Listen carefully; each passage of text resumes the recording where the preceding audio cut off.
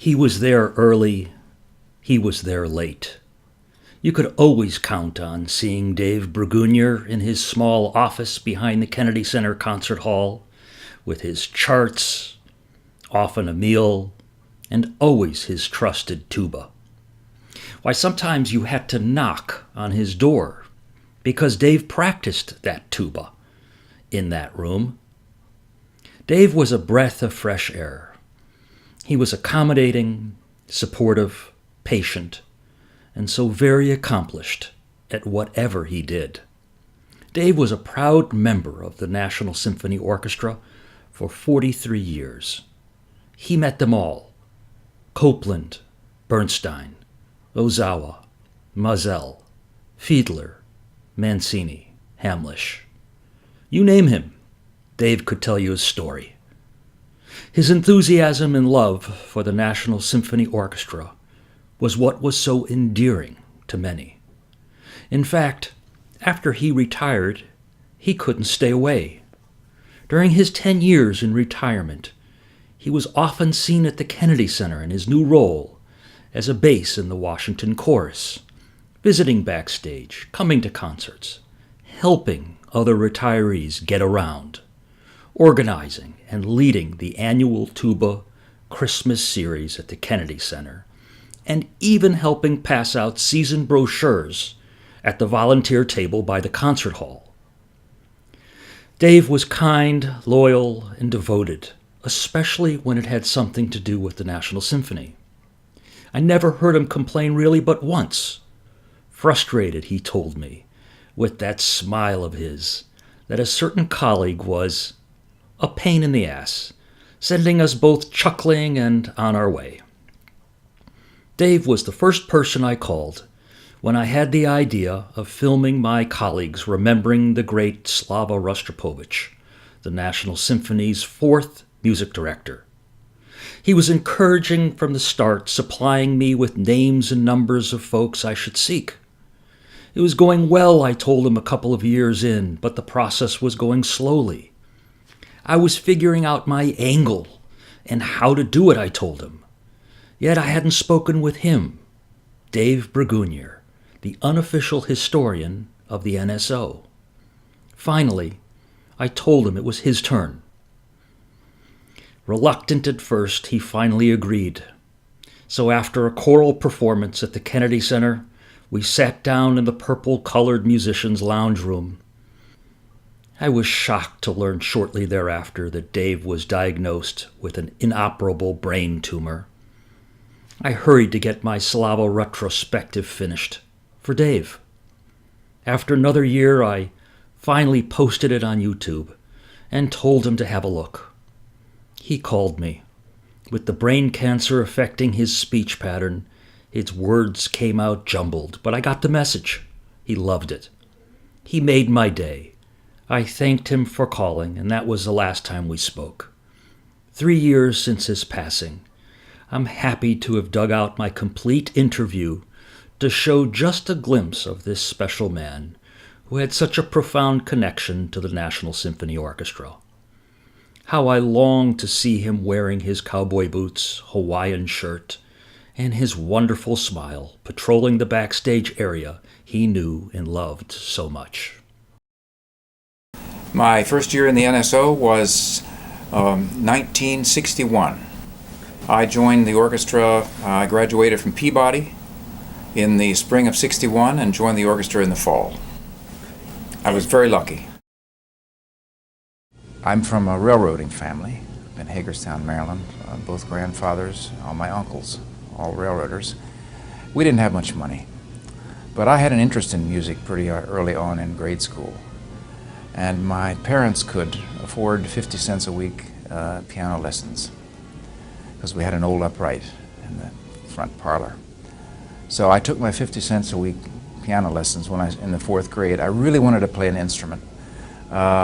We couldn't afford to rent an instrument. So I took the 3 years, 4th, 5th, and 6th grade piano lessons. And when I got to the 7th grade, I'll never forget, I was facing the teacher, and somebody from the band came in the door, which was in the back of us. They said, "Can I have your attention, please?" And I turned around and they said, "Would anyone here like to play the school's sousaphone?" And you know, I didn't even hear sousaphone. I heard schools. It could have been saxophone. It could have been anything. I wanted to play an instrument. So they said, "School sousaphone." I raised my hand, "Me!" So off I went. Went to the band room, and the guy handed me a mouthpiece. Buzzed into the mouthpiece, like this, into a mouthpiece, handed it to me, says, "That's how you play it." And that was how I got started. I was in the orchestra for 2 years, and then I was drafted into the United States Army and spent 2 years in the United States Army Field Band. And again, I was lucky to get into that, and then came back and finished out my time. I retired when I was 65 years old. I retired in 2004. That first year, of course, I was scared to death. I played probably 6 pieces total of tuba literature while I was at Peabody. So when I got here, I really feel like it's been 43 years of on-the-job training. I really feel that way.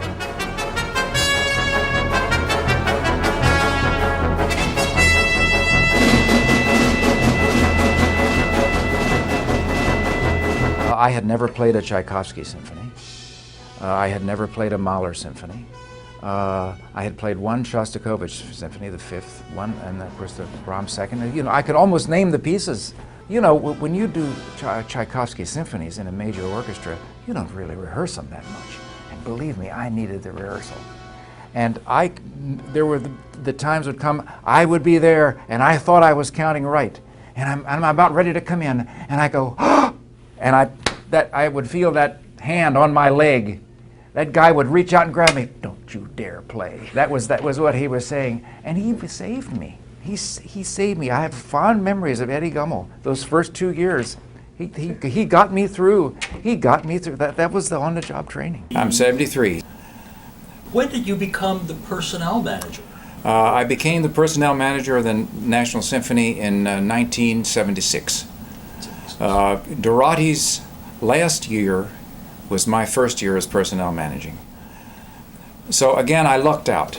I lucked out because with Slava coming, that year's experience did me a world of good, so that it kind of prepared me in a way for Slava, just being in the job for a year. And then Slava came in, and of course he had never, I don't even know if he had been the music director of an orchestra up to that point, much less an orchestra in the United States with all our contractual rules and everything. So the first few years was a real adventure. I have no regrets. I loved Slava, and that's all I can say. It was an adventure. It was an adventure. His very first rehearsal, his very first guest conducting, he came out and did started with Francesco de Rimini. And Francesco de Rimini starts with that, and it took him about 10 minutes to get us to play it the way he wanted it, as loud, you know, with the basses and everything. In fact, some of the basses, you know, the basses, when they really want, they stamp on the floor. When they bring a down bow, they stamp on the floor to make it sound louder. And I knew we were in for it that first when he guest conducted us the first time. Slava had guest conducted here, and had played the cello, so he was a known quantity. He was known around town, and of course Dorothy was also a known quantity here. So one thing led to the other, and Dorothy was let go, and he was let go rather suddenly. I think Maestro Dorothy probably had one too many tantrums at the board of directors, but this is only what I heard, you know.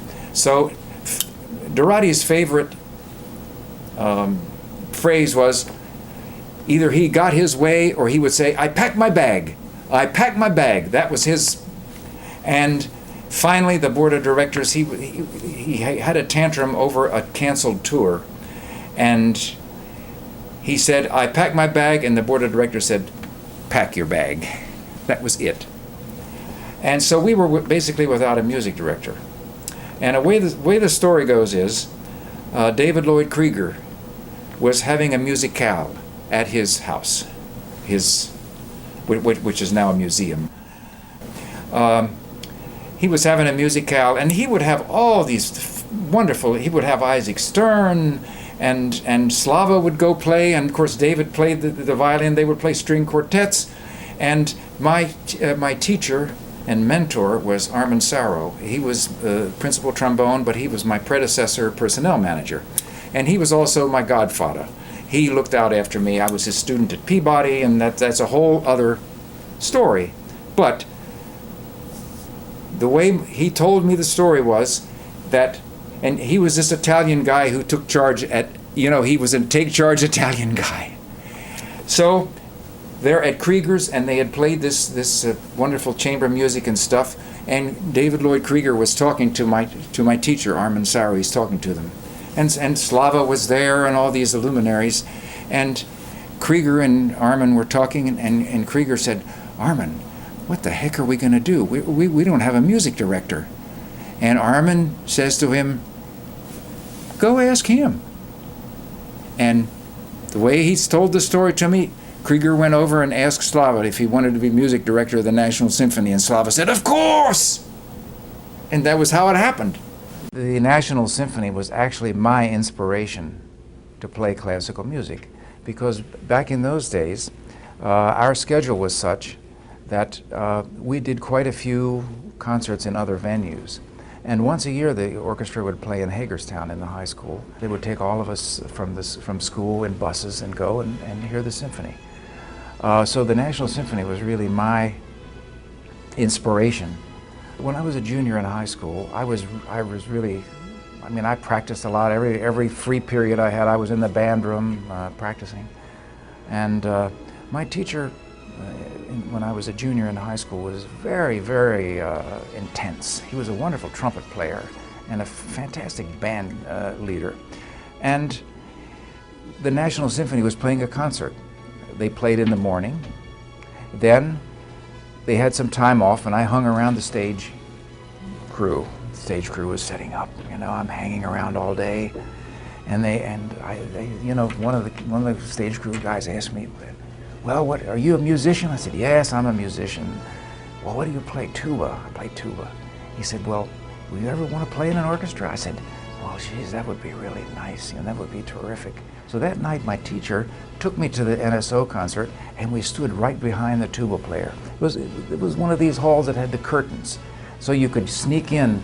You could sneak. The audience couldn't. You could sneak right in behind, and I'll never forget it because we were playing Tchaikovsky's Fifth Symphony. They were playing Tchaikovsky's Fifth Symphony, and I'm right behind the tuba player, and we finished. They finished with this final big chord, and the teacher leans over to me. He says, in my ear, he says, "You sound better than that guy." And that guy was my predecessor in the NSO. That was sort of the moment, you see the light bulb. That was, maybe I can do this. And then it became, I really want to do this. It was in fall of 1965, and Slava was coming here. And we were going to do the Prokofiev, this symphony concertante. And of course, our conductor was Howard Mitchell. And Howard Mitchell was a wonderful cellist. He had at one point been offered principal cello of the Philadelphia Orchestra, but he was a wonderful cellist. He came from the cello section. He had played principal cello, and then he became assistant conductor and then music director here. In any case, we rehearsed a day ahead of time the orchestral parts for the Prokofiev Symphony Concertante. And he's up there and he's rehearsing, and he looks at the cello part. And here he is, he's a wonderful cellist. He looks at the cello part and he says, "No one can play this." And then Slava came the next day. And Slava, just played the spot. And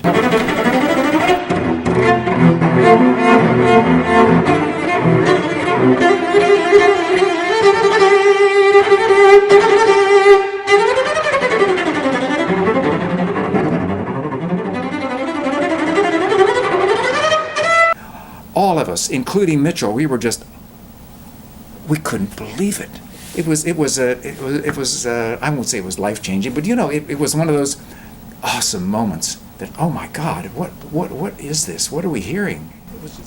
Slava didn't have that good of eyes, and he would sometimes hold a note until the last second, until the second hand would come around and be right on the hour, and then he would stop. So he a little bit made fun of our rules, but he did follow the rules, and but he had trouble seeing that clock. So I bought construction paper and cut out huge hands and pasted them on the hands of the clock so that he could see the clock. And he did know when to stop. He knew when to stop. Personnel managers, we're called fixers. The nickname for us in England is fixers. But we would have conferences in the summertime, and we'd have roundtable discussions. And usually what would happen is we were trying to adjourn and so on, but we would have an extra half hour. Okay, a roundtable discussion, bring up a topic. And we would just go around the table. So they went around the table, say, what's your hardest job? 30 of us around. Stopping the conductor. Stopping the conductor. Stopping the conductor. Every one of us. And we all agreed on who the hardest one to stop was, and that was Leonard Bernstein. Leonard Bernstein was the hardest to stop. But Slava was pretty difficult, too. One time Fogel came out on the stage and tried to stop him. We were traveling. I think we were in Europe. And we were going over time for sure in a tour rehearsal. And there was no way I was going out there and stop Slava. It was intense because Slava he was an intense fellow. But he was even more intense when we were traveling and we were going to play in London or Paris or some of the big capitals of Europe. And I told Henry, there's no way I'm going to stop him. And Henry went out to the podium, and Slava just looked at him and says, please leave the stage. So he told Henry to go away. So, I mean, there was no way he was going to stop. He did get frustrated with the time restraints. But I don't know how they do it in Russia. I have a feeling that they just keep going until the conductor maybe the conductor gets tired. Yeah, right. Slava kind of did what he wanted. I think you would agree with that. I mean, he had his way, and he would do things and talk about them later. I mean, if we had to go overtime, there was nothing we could do. We did put in that little 5-minute grace period during his time, and of course, when he joined the orchestra, there were a bunch of us. There were a bunch of us at the time that were getting up in years, and I can talk about it because I'm getting up in years myself. And one of our first contracts that we signed, he called me into his room. He said, David, we must have mandatory retirement at 70 years old. And I said, well, Slava, the orchestra won't go for this because you conductors, you conduct until you're 95. He says, oh, I absolutely not conducting after age 70. Well, of course, he conducted after age 70. And that we did put that in the contract, and it was in there until there was, I don't know if it was the Supreme Court or the NLRB or something, National Labor Relations Board, basically outlawed it.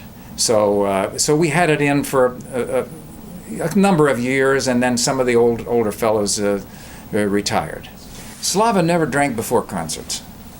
This was one thing that it was funny because he really frowned on the orchestra if he thought someone was drinking before concerts. We were playing a concert in Europe, and a couple of our, they were not with us anymore, first violinists, would like to have a few drinks before the concerts. And of course, Slava would go back, take his bow, and he would smell this smell of these people. And he called me. He said, David, who is drinking? Who's drinking? And I knew who they were, and I just had a really gentle, private talk with him that he, you know, I'm not going to rat on you, but please try, you know. And he was very fussy about that. But don't try to drink with him after a concert.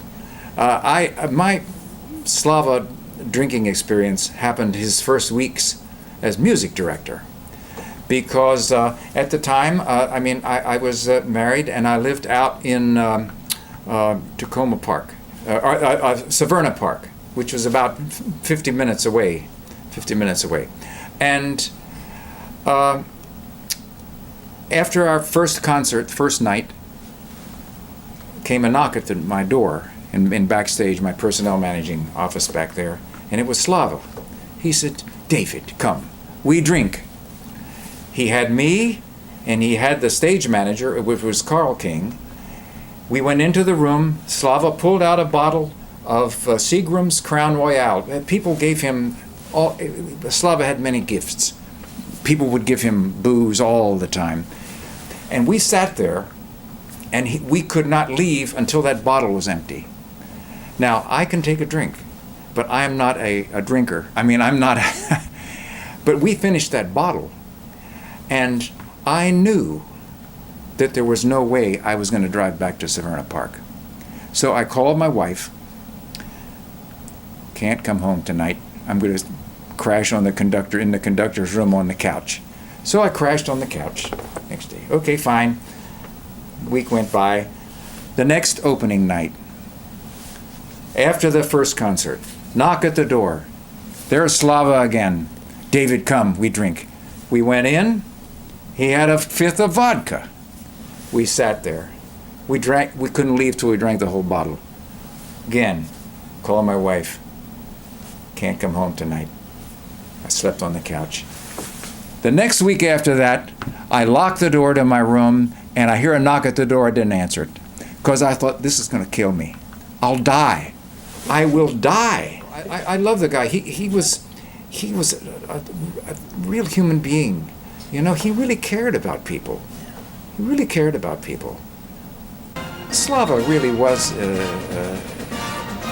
he really felt that we were his family. Оркестр в качестве главного дирижера, потому что этот оркестр, так сказать, моя семья музыкальная. And we were his friends.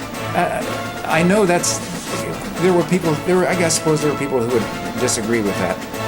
We probably could play the loudest of any orchestra and the softest of any orchestra. And this was what Slava demanded of us. And I have to say, of course, I was a tuba player, that first time we did that piece.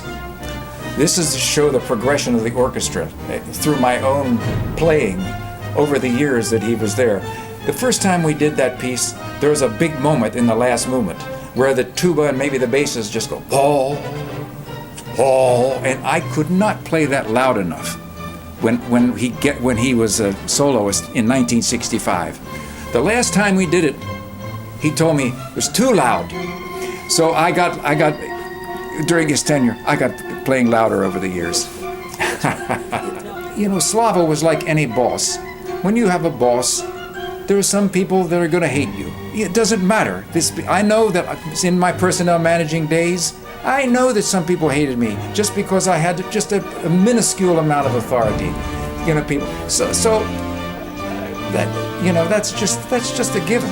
Slava came here. He said, we must do master classes, and I said, Slava, who are these master classes for? Oh, for orchestra members. Orchestra members come play master class, and we talk about blah blah blah blah blah. He goes on and explains, and I said, my God, Slava, I said, this is unprecedented in professional orchestras in this country. This is just not done. And so it's, we must arrange. So we had to arrange this master class, and we had it up in room 1, or rehearsal room 1, up in the Opera House.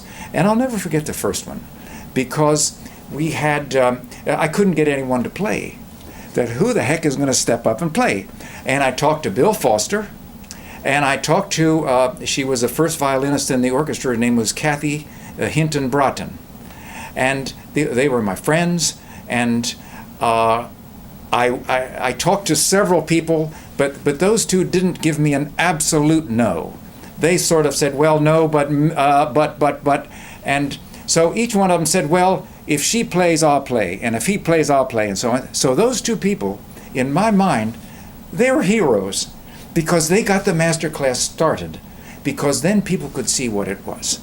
And those were some of the highlights of my tenure with Slava, because they were just, he had so much musical intuition. He would have two pianos in there. There would be the two pianos niched together, and the accompanist for who was playing the solo would sit at the one, and Slava would sit at the other. And Slava could sit there, and if whatever they played, he could play it. I mean, it was he had unbelievable tonal memory.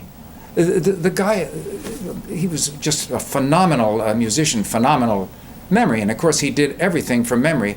Slava played recitals all over the place, and he had gone to this town, and in this particular town, Galina was going to give a recital, and Slava was going to play the piano.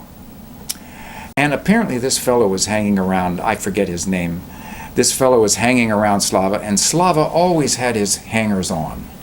People who, I met probably 10,000 or 15,000 people who claimed to be students of Slava.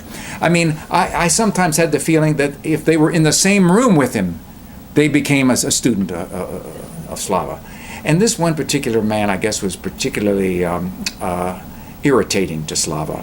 He was kind of the dilettante kind of a fellow, you know, and he was hanging around Slava, hanging around, and he was a musician, an amateur musician. In any case, Slava asked him if he'd like to turn pages at Galina's recital, and turn Slava's music pages, turn the piano. And the guy said, oh, yes. So Slava was very mischievous. To say the least, he was very mischievous. And Slava's playing, and this guy's, and Slava says, no. The guy goes to turn the page, and Slava says, no. And then he would say, oh, page. He would turn to page. And through the whole recital, he gave this guy the ride of his life. And of course, Slava had the whole thing memorized. He didn't even have to have the music there. So this is vintage Slava. I mean, Slava and Galina did a recital in the Philippines when we were there at the palace, and the Marcos, Ferdinand and Imelda were there, and Galina sang her recital, and short recital, and Slava just sat at the piano and played all the accompaniments. I mean, perfectly. He was phenomenal. He did. I forget what we called it. I think it was maybe even called the Rostropovich Festival. He did something like 9 concertos in 3 days, and all from memory. You know what? We had a cello audition one time, and one of his ex-students came and auditioned, and didn't get the job. And he waited for Slava out in the lobby afterwards. And Slava came out, and he said, Slava, why? I played wonderfully. Why didn't you hire me? And he said, I'm your student. And Slava said, you didn't play as well as you did when you were my student. Slava was not blessed with a Leonard Bernstein conducting technique. He was blessed with other things, and that was getting there was nothing like playing a Shostakovich symphony with him. I mean, his interpretation of Shostakovich and Prokofiev and Tchaikovsky, it was fabulous. So, I hope that the folks in the orchestra had as good a time as I had, because this was once in a lifetime, playing these pieces with Slava, because here he's first generation from Shostakovich and Prokofiev. And he knew Tchaikovsky like the back of his hand.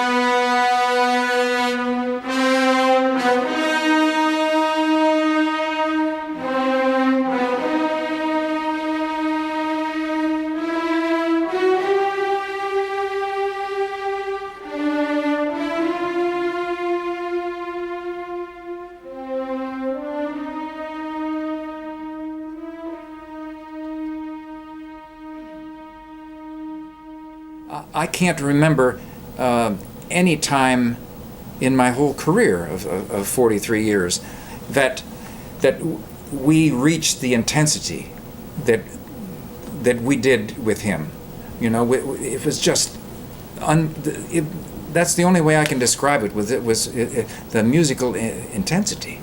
I mean, did we do fabulous Beethoven with him? Who knows? Beethoven, Mozart. So, you know, I took the good from Slava. I appreciated it, and I could understand his. You know, I could understand his beat. You know. Is there a particular concert that stands out in your mind in his 17 years? Berlin, 1982. We toured, and we did Shostakovich Fifth Symphony.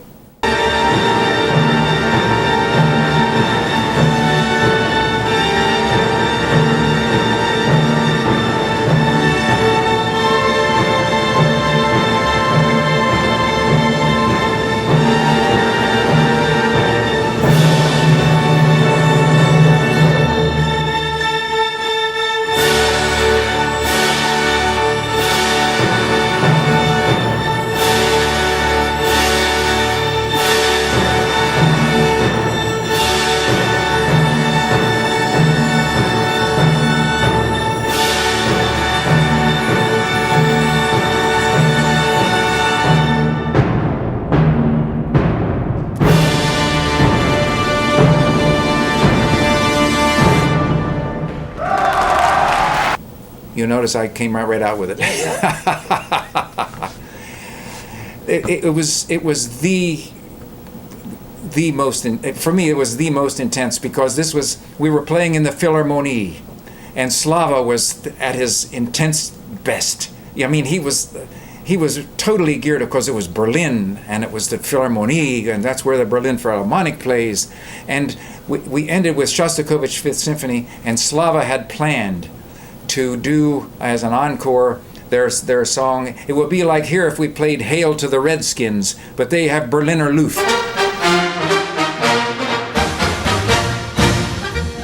Their song Berliner Luft. And we did 5 encores. And the last one was Berliner Luft. And it was just unbelievable, the crowd screaming and yelling, and it was fantastic. Just fantastic.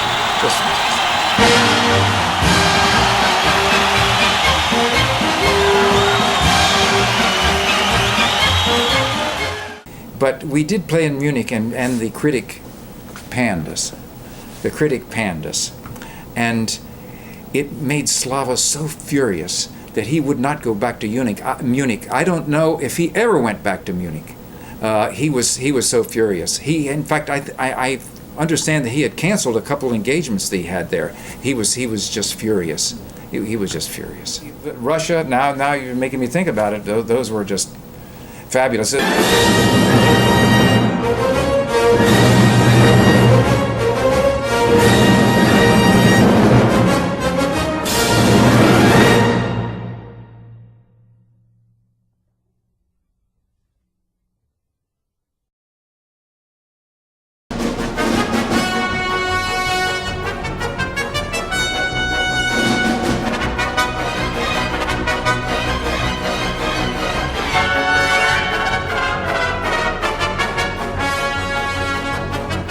end of his career here. In the last couple of years, he called me in one time. He said, "You know, David, I know that the orchestra, we still need some help in a couple of positions." He said, "But I can't do that to these people. They've become my friends now." I'm not even sure we knew he was leaving at that point, but he just knew that, I mean, you know, he had been there at that point either 14, 15, or 16 years, and he just knew. He just said, I can't do it. They've become my friends. Do you know why he was let go after the 70s? I haven't the foggiest idea. Where that came from? No, no. But from what I understand, he was pretty upset. Oh, absolutely. And I'll tell you how you knew he'd be upset, because Slava was a round numbers guy. Slava was round numbers. 10, 15, 20, 25, you know, and 17 just, for me, just didn't add up. We just knew that something had happened. For instance, even his death, because we got word in the fall that Slava was deathly ill, and either his doctor or his minister or something, we got the word back to us that his death was imminent. And I said, there is no way that man is going to pass away at the age of 79. There is no way. He will make it to it, and I think it was March 27th, I think is his birthday. He will make it to March, and he did, and he died in April. And when he came back, he left in 94. When he came back in 98, and he did the ballet and so on, and his secretary, Nadia, had a party, the dinner, and the whole cello section was there, and myself, and I think Joel King was there, and it was an unbelievable 3 hours of, you couldn't script it. You couldn't have scripted it. It was 3 hours of stories. I've never heard such stories as he had with I mean, just an amazing guy. He was our father. He was a father figure to us. When he came here, we had really no way of honoring our retirees, and he started this the wonderful wall we have in our lounge. He's the one that started that, because he felt that we must honor the people who have been here, and it was it very special, and we've kept it, and I hope even after I'm gone, I hope it continues, and all those 75 different signed photos in backstage. He's the one that started that. That was in 1994. It's a kind of a funny story, because in 1994 we had a big concert, his last concert or something. In any case, the Verdi. The Verdi Requiem, and we sent photos and signing boards to all these Seiji Ozawa and all those people, and they all signed them and sent them back to us. Bravo, Slava, and Seiji Ozawa had conducted Slava's first year, guest conducting, and his last year. And he made a remark how the orchestra had changed so much, and it had got so much better. And they were all out posted in the lobby of the concert hall for that particular concert. Then, when that was finished, they were taken down.